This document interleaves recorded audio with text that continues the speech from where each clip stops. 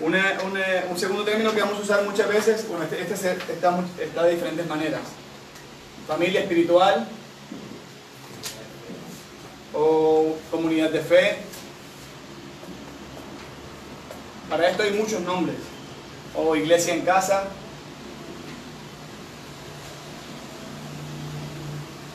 Cuando nos referimos a una familia espiritual, una comunidad de fe o una iglesia en casa, nos estamos refiriendo a la misma cosa.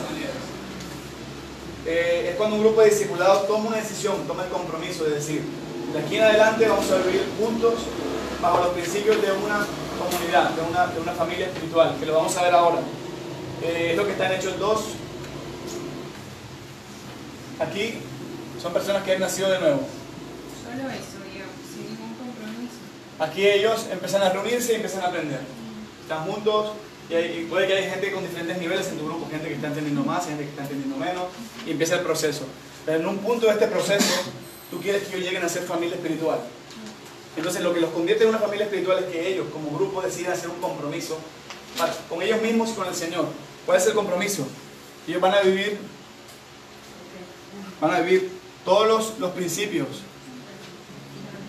de una iglesia, como vemos en Hechos 2, 42 al 47, y lo vamos a ir revisando punto por punto.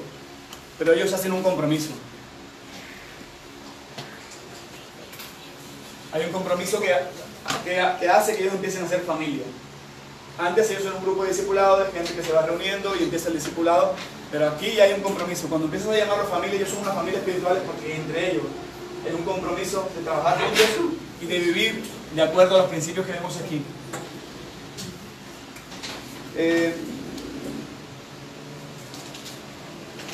Vemos, por ejemplo, que las iglesias del Nuevo Testamento, no voy a introducir otro término antes de entrar aquí. También vemos 1 Corintios 16, 19 dice, por ejemplo, las iglesias de Asia os saludan. Aquila y Priscila, con la iglesia que está en su casa, os saludan muy afectuosamente en el Señor. Vemos todos los ejemplos de las iglesias que son mencionadas en el Nuevo Testamento serán llamados como la iglesia que está en la casa de tal persona.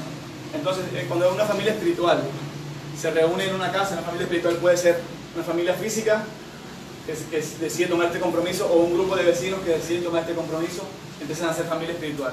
Entonces, este grupo de familias espirituales, o tú tienes varios grupos de familias espirituales, y ellos están conectados entre sí, lo vamos a llamar una red.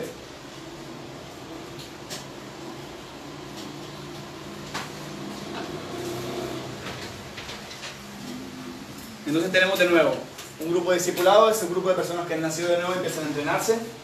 Segundo término, la familia espiritual es gente que estaba siendo discipulada y que decide ahora en adelante comprometerse a vivir de acuerdo a los principios de Hechos 2, 42 al 47. Luego tenemos este término de red de iglesias en casa, que sería el grupos de personas que son familias espirituales. O sea, varias iglesias en casa van a formar una red de iglesias en casa. Esta red de iglesias en casa va a tener un tamaño entre 3 y 5 iglesias, familias espirituales van a formar una red. Luego vamos a ver por qué es importante este número. Entonces tenemos estos tres términos para empezar, como para que hablemos el mismo idioma. ¿Puedo hacer una preguntita? ¿Sí? Familia espiritual es un grupo de aproximadamente ¿cuántas personas? Lo vamos a ver. Ah, bien. Ese 3 y ese 5 La red de iglesias en casa es grupo de familias espirituales. O sea, varios de estos forman una red. Y no pueden ser muchos, tienen que ser de 3 y 5. No es algo que sea algo bíblico, pero es una cosa como de la experiencia. Lo vamos a explicar ahora por qué. Entonces, cuando nosotros hacemos el ministerio de enviar, la meta del ministerio de enviar no es solo hacer discipulado individual o pocas personas, sino que la meta es formar comunidades de fe. O sea que esta parte 4 del entrenamiento es la meta de nosotros, es una parte importante, es una meta de nosotros como discipuladores, como personas que inician movimientos, es que se formen grupos de discipulados, que se formen familias espirituales, que se formen red de iglesia. ¿Por qué esto es importante? Porque Freud nos ha contado experiencias, por ejemplo, imagínate en lugares donde hay mucha persecución. Ellos llegan a casa de una persona, bautizan a una persona, la entrenan y se van. Luego esta persona es perseguida, de repente la matan y todo el trabajo que se hizo ahí se perdió. El movimiento no empezó, el movimiento fue truncado fácilmente por el enemigo. Un ataque y hasta ahí llegó el movimiento. Pero cuando las personas llegan como familia, juntos al Señor, entonces se vuelve una unidad muy fuerte. Entonces ellos se protegen unos con otros. Entonces ellos pueden resistir la persecución como grupo. Se vuelve una unidad muy fuerte. Entonces, como nuestro trabajo de enviados es llegar a lugares donde no hay nada, y esas personas van a empezar de la nada a poner el reino de Dios ahí, o sea que van a como a picar la piedra, van a hacer el primer trabajo. Es muy importante que ellos se formen en comunidades, que puedan fortalecerse unos a otros, que puedan tener donde apoyarse, que puedan tener, que no estén solos en este proceso. Vemos que para Dios mismo, para Dios es muy importante la familia. ¿Voy a borrar esto? Sí. Para Dios el concepto de la familia es un concepto muy importante, es céntrico, es como Dios decidió que la sociedad se estructurara, como Dios creó al mundo por familia. Y Dios mismo, Él en sí mismo es una familia porque Dios es trino. Dios es uno, pero también es Padre, Hijo y el Espíritu Santo. Entonces Dios en sí mismo es una familia. Dios se describe a sí mismo como un padre. Y cuando leemos la Escritura nos damos cuenta que por muchos lugares de la Escritura están hablando con una terminología de familia. Jesús le dice a sus discípulos, hijos míos. Siempre hay como una terminología de familia. Entonces, cuando vamos a mirar algunos versículos que vemos cómo para el Señor es importante que seamos familia. Quizás me pueden ayudar. Juan 3.3, aquí lo puede leer. Y alguien busque Mateo 12, 47 al 50. Juan 3.3, Mateo 12, 47 al 50, voy a anotarlo.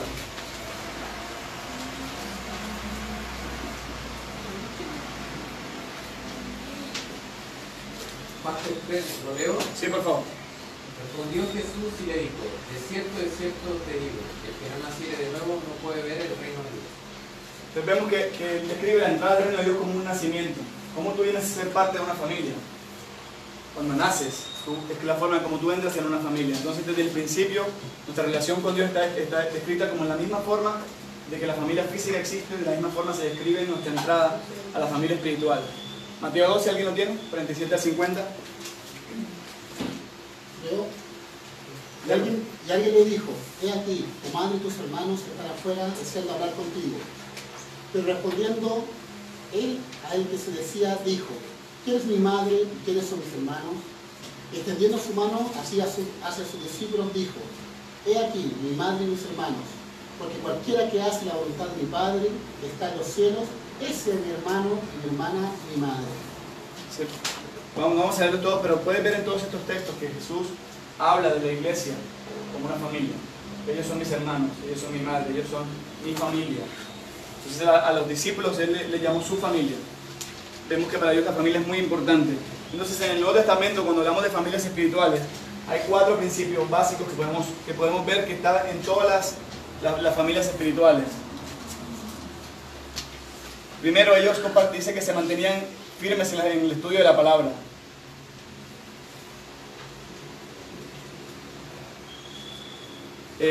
Después que tenían comunión los unos con los otros. Otra cosa era que comían juntos y celebraban la cena.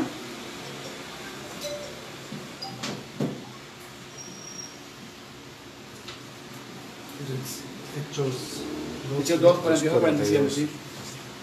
Y 4, que se mantenían también firmes en la oración. Siempre que en el Nuevo Testamento se referían a un grupo de personas que se habían decidido a estar juntos, estudiando la palabra, teniendo comunión unos con otros, comiendo juntos, teniendo la cena del Señor juntos y orando juntos. En el Nuevo Testamento esto es descrito como una iglesia en una casa. Estos son los pilares de una iglesia en casa, de una iglesia en el Nuevo Testamento en general. Podríamos leer Hechos 2, 46 al 47. Dice, día tras día continuaban unánimes en el templo y partiendo el pan en los hogares. Comían juntos con alegría y sencillez de corazón, alabando a Dios y hallando favor con todo el pueblo, y el Señor añadía cada día el número de ellos, los que iban siendo salvos. Esa es una de las descripciones que están más claras de lo que era una iglesia, de lo que era la comunidad de los creyentes, en Hechos 2.46. En Hechos 5:42 dice: y todos los días en el templo y de casa en casa no cesaban de enseñar y predicar a Jesús como el Cristo. Vemos que siempre se refería a las iglesias como que iban de casa en casa, se reunían por las casas, partían el pan en las casas. 1 Corintios 16:19 dice, eso lo leímos antes: las iglesias de Asia os saludan, Aquila y Priscila con la iglesia que está en su casa os saludan muy afectuosamente en el Señor.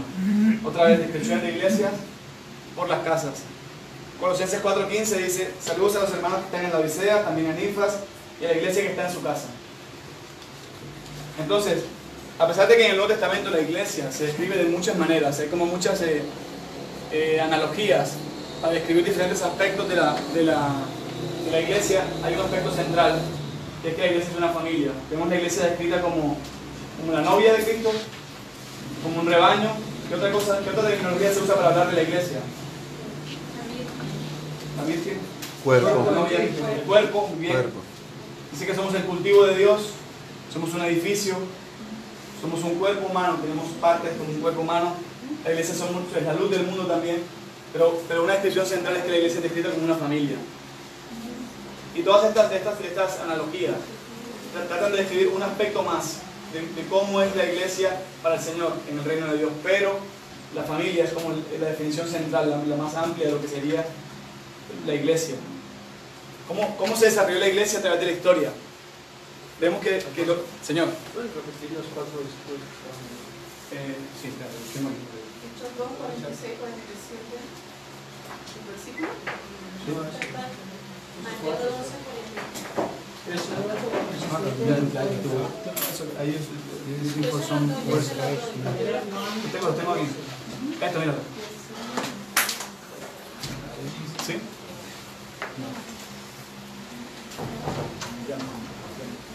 Veíamos al principio del ministerio de enviar que nuestro ejemplo es Jesús mismo.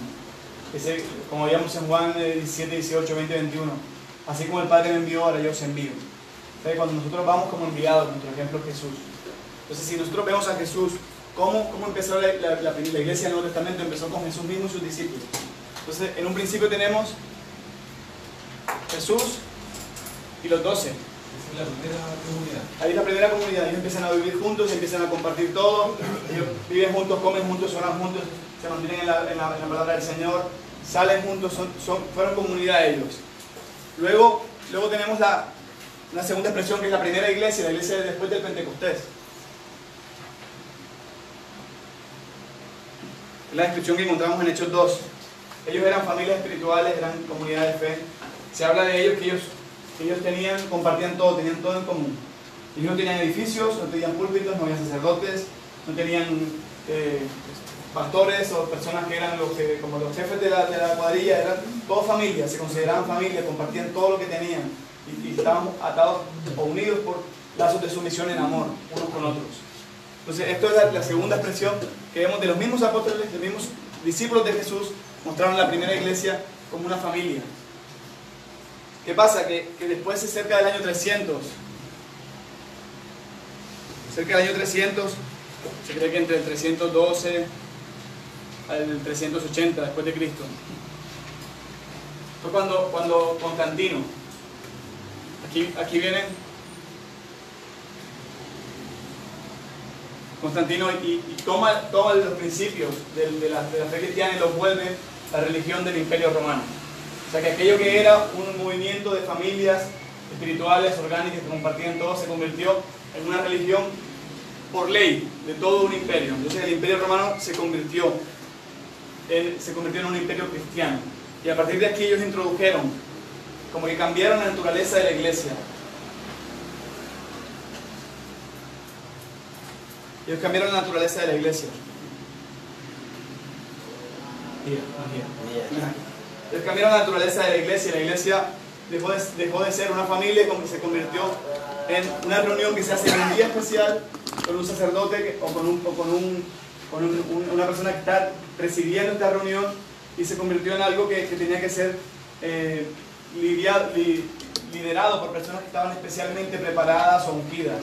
Pero hasta este momento, hasta antes de esto, la iglesia era una familia espiritual, estaba constituida como una familia. Entonces esto fue reemplazado, la familia espiritual, por una reunión santa de un día específico. Y entonces surgió un nuevo entendimiento.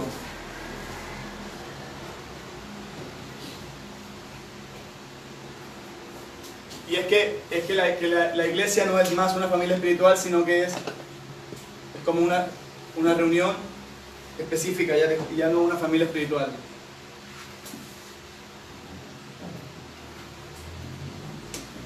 Se reemplazó el concepto de iglesia con familia y empezó a convertirse en una reunión, en algo que se hacía en un día puntual.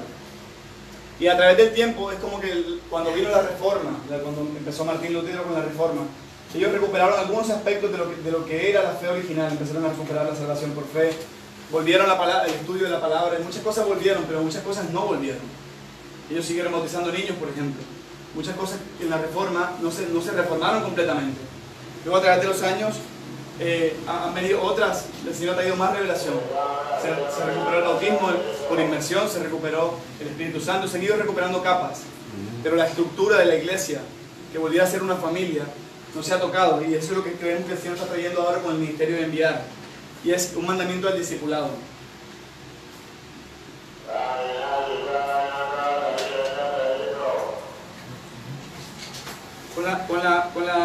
Con la recuperación del discipulado, la iglesia vuelve a ser un lugar donde nosotros nos convertimos en padres, donde empezamos a levantar hijos nuevos, donde tenemos esa responsabilidad por la gente. La iglesia como familia no está tan necesitada de líderes, está necesitada de padres. Sí. Necesita gente que asuma la responsabilidad, que esté dispuesta a sacrificar, que esté dispuesta a ser ejemplo. Entonces vemos que de nuevo, con el ministerio de enviar, la iglesia empieza a ser de nuevo una familia, un movimiento que no puede ser detenido, sino que se mueve por debajo, dentro de la sociedad.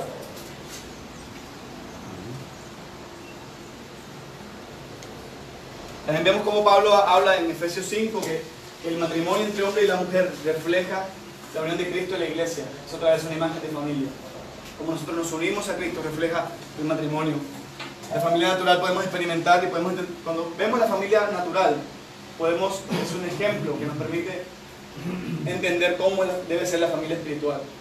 En este sentido, la familia natural es una referencia que nos permite entender cómo nosotros como familia espiritual deberíamos comportarnos. El nivel de vínculo que hay en una familia física.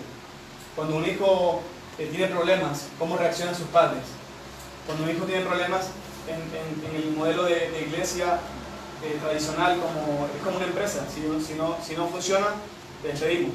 Pero si un hijo tiene problemas y tú ves la iglesia como una familia, tú no despides a tu hijo y haces uno nuevo. Si no tienes un compromiso con él de paternidad. Entonces vamos a hacer un poco comparaciones de la familia física con la familia espiritual. ¿Qué hace que una familia física sea una familia física? Voy a quitarlo primero. ¿Qué hace que una familia natural sea una familia natural? Papá, mamá, hijos. Hay padre, madre, hijos. ¿Y qué tiene que haber ahí dentro? Amor. Tiene que haber amor. ¿Qué más?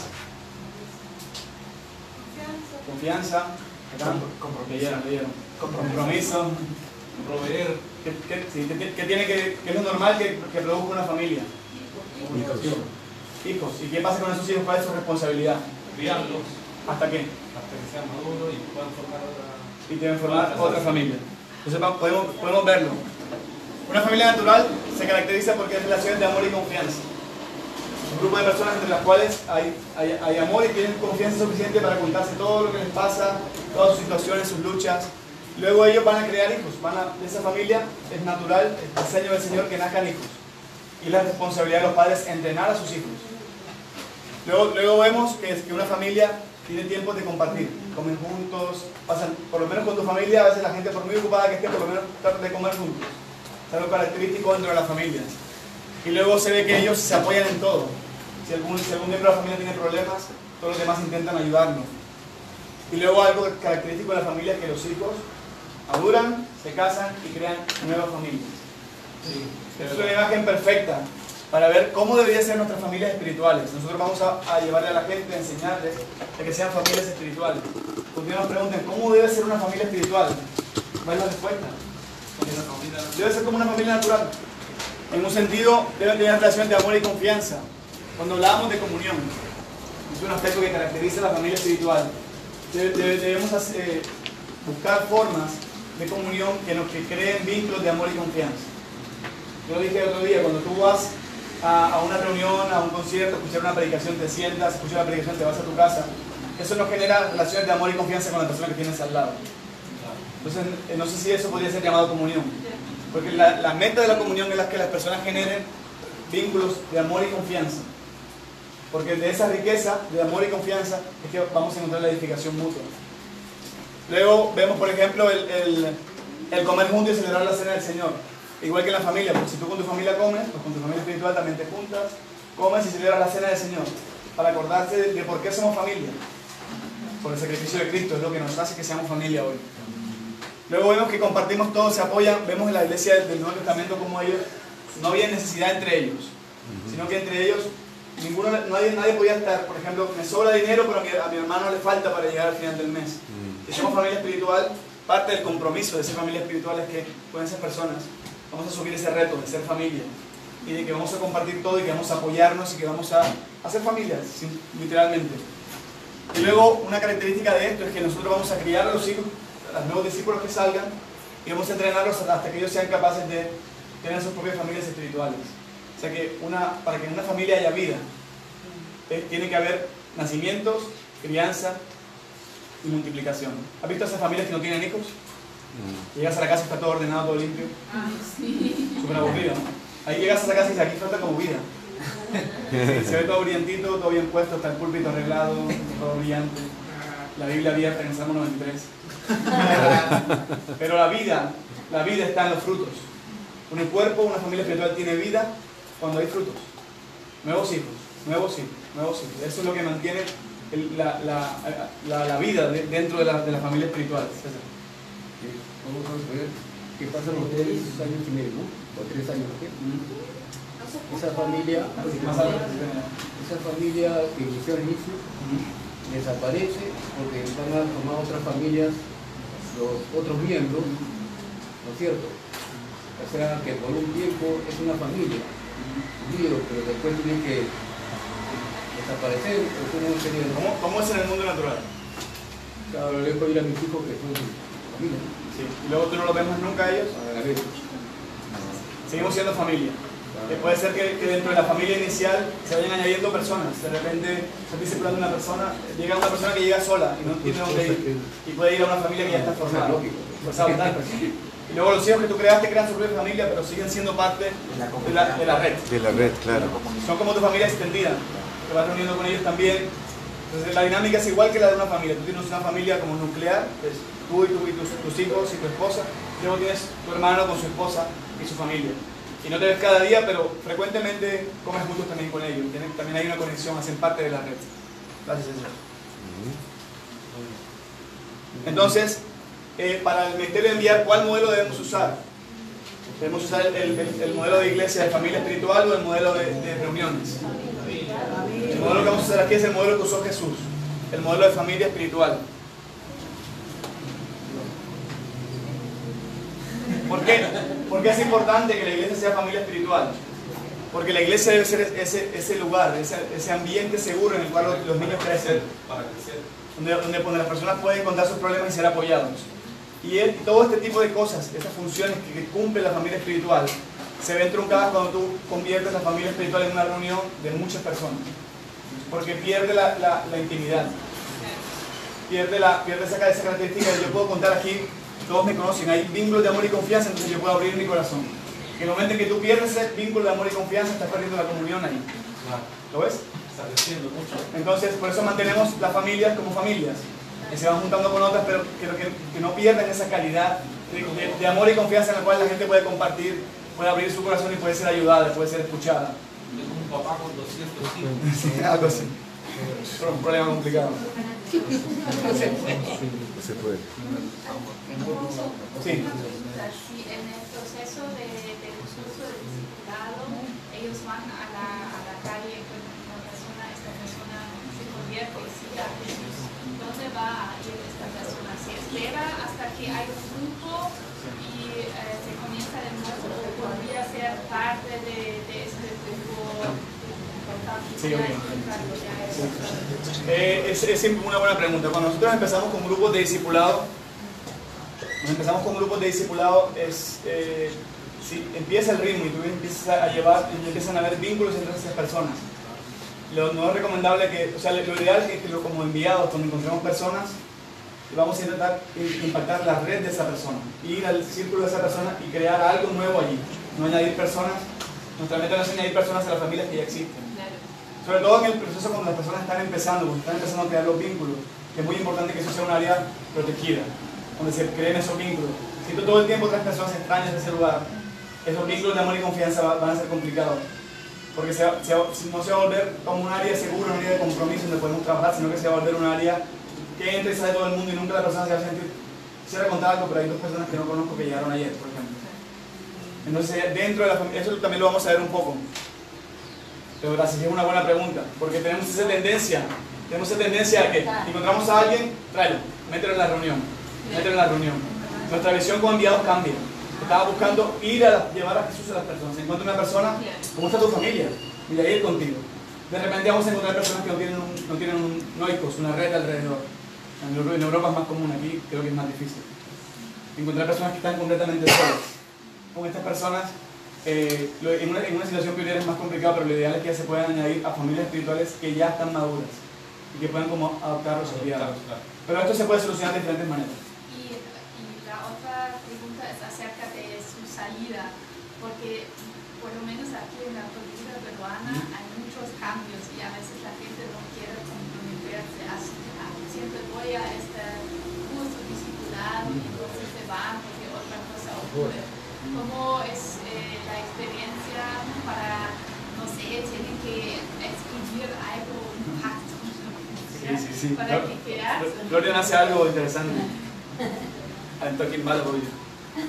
Florian hace algo interesante. Florian hace un contrato escrito. Cuando va a empezar la comunidad, dice, bueno, ¿a qué nos comprometemos? Y lo hace impreso y hace todo firme. Pero lo hace como algo para que la gente entienda, esto es algo serio.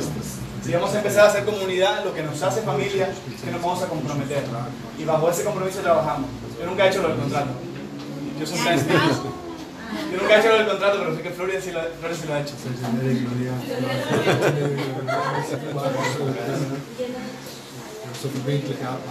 Ok, entonces vemos que ser comunidad, ser familia es algo de la naturaleza de Dios. Dios se plació en ver a su Hijo Jesús y quiso tener una familia de muchos hijos como Él. O sea que parte del corazón del Señor es que seamos familia. Y eso se expresa haciendo comunidades, haciendo familias espirituales. Hay esta frase que dice que el amor requiere de ti. El amor requiere de otra persona, requiere de ti. Para yo expresar el amor necesito a alguien más con quien pueda poner en práctica todos los mandamientos de amor. Hay muchos mandamientos de amor que el Señor habla de los unos a los otros. Solo lo puedo expresar si tengo a alguien más con quien expresarlos. No es posible separar el discipulado de la comunión. O sea, cuando nosotros nos reunimos como comunidad, eso es parte del crecimiento espiritual de las personas. No es algo como una actividad que hacemos, sino que eso es parte del discipulado. Y trabaja en la formación del carácter a nivel general. Vas a encontrar a las personas con opiniones diferentes a la tuya. Vas a aprender a respetar la opinión del otro, a no enojarte cuando no estés de acuerdo contigo. Vas a practicar la honra con nosotros, estimarlos. Vas a practicar cómo se solucionan conflictos, cómo puedes perdonar. Todo ese tipo de cosas pasan en el contexto de una comunidad, de familia. Y en la familia natural es igual. Las personas que tienen muchos hermanos luego tienen facilidad para relacionarse con otros porque han aprendido en su núcleo familiar a pelear, a reconciliarse, a tratar bien, a seguir adelante. Entonces, eso pasa en la familia espiritual. Las personas aprenden a crecer como familias. Es por eso que es importante que los discípulos no crezcan solos, sino que crezcan dentro de familias, de grupos, de áreas seguras en las cuales ellos puedan crecer naturalmente. Continuamos.